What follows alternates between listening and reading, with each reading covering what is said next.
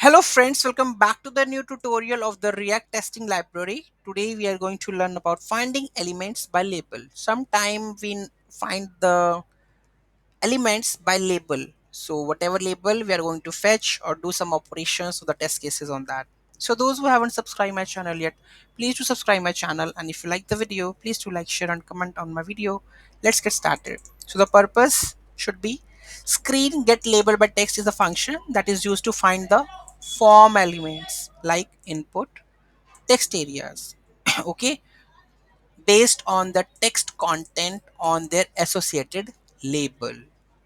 It prioritizes semantic testing based on their user interactions, mimicking how users typically find elements through their labels. Okay, so here we are finding the form elements with the labels. Okay, so the label text arguments. So here you can see that this is the text content you want to search within the label element that associated with the target form element. It can be a string or the regular expression for more flexible matching. Return value would be the function returns the first form input or the text area that has corresponding label containing the specified text. If no element is found, it throws the error. Next, this method aligns with accessibility best practice where labels should be associated with the form elements for the clear user interaction. Error handling similar to the other screen get by methods, it is recommended to wrap the test code to the try catch block to handle the potential errors. Okay, so let's take an example of that one. So we are going to create a use form, or we are going to use the previous one. Let's create a new one. Test case .js. So here I'm going to create a form first. So basic form, okay, username and the email. Okay, so here we have a label.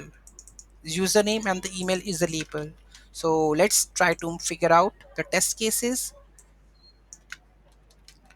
Okay, so here I'm going to use the previous one, or let's create this one.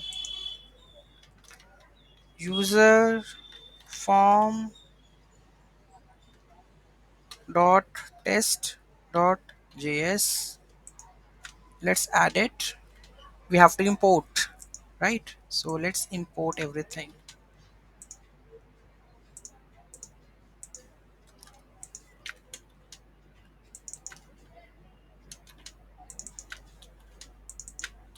This is okay now. So screen get labeled by text. So here in the form, sorry, this is issue, so it's creating a wrong name. Rename this. It should be form dot this one, right? So get label by text. So when I creating a form, here you can see that we have a label that is username.